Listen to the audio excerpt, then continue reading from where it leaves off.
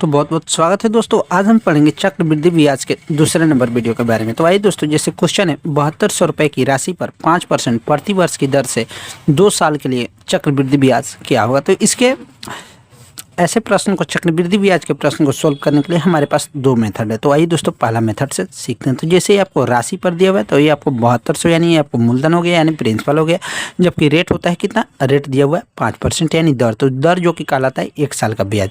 वहीं अब बात करते हैं दोस्तों, प्रति वर्ष की दर से 2 साल समय दिया हुआ है कितना, 2 साल, जो कि कंपाउंड इंटरेस्ट पूछ रहा है। तो चक्रवृद्धि ब्याज किसे कहते हैं, जो कि पहला मूलधन पर जो ब्याज लगे, ठीक है दोस्तों, उसके बाद जो कि ब्याज पर भी ब्याज लगे उसे चक्रवृद्धि ब्याज कहते हैं। तो आइए दोस्तों, जैसे ये आपको हो गया मूलधन 7200 और रेट हो गया 5%, समय हो गया 2 साल।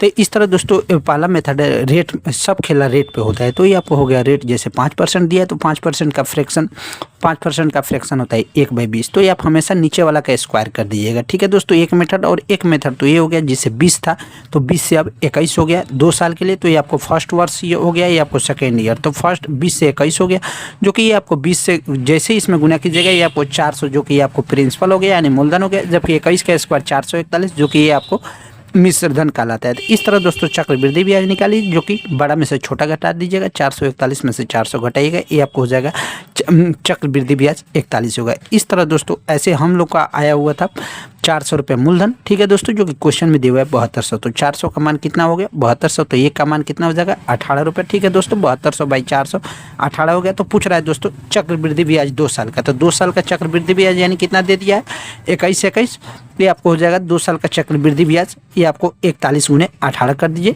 जो कि इसमें आप माइनस किए थे। तो 41 गुने 18 738 रुपये चक्रवृद्धि ब्याज हो जाएगा। उसी तरह दोस्तों ये आप आइए सेकेंड मेथड से।